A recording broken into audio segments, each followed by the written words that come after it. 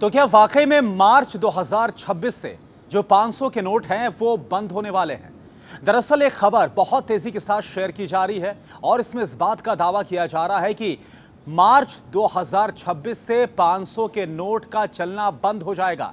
यानी कि आपके पास जो 500 के नोट है वो इसके बाद कबाड़ हो जाएंगे। और साथ साथ सिर्फ इतना ही नहीं, बाकायदा एक जो मैसेज है वो भी बहुत तेजी के साथ व्हाट्सएप पर सर्कुलेट हो रहा है और इसमें इस बात का दावा किया गया है कि आरबीआई की तरफ से भी, यानी कि रिजर्व बैंक ऑफ इंडिया की तरफ से भी तमाम बैंक्स को यह निर्देश अब जारी कर दिया गया है कि वो सितंबर, और इसके तारीख है 30 सितंबर 2025। जी हां, इस मैसेज में कहा गया है कि 30 सितंबर 2025 से तमाम जो बैंक्स हैं उनको ये डायरेक्शन दे दिया गया है, निर्देश दे दिया गया है कि वो अपने बैंक्स एटीएम में 500 रुपए के जो नोट हैं वो डालना बंद कर दें। और इसका असर यह होगा कि 500 रुपए के जो नोट है वो निकलने बंद हो जाएंगे, लोगों के पास जाने बंद हो जाएंगे और 75% जो बैंक हैं उनके एटीएम से 500 के नोट हट जाएंगे। और 31 मार्च 2026 यानी जिस डेडलाइन का दावा किया गया है तब तक 90% एटीएम से नोट पूरी तरह से बंद हो जाएंगे और सिर्फ बचेंगे 100 रुपए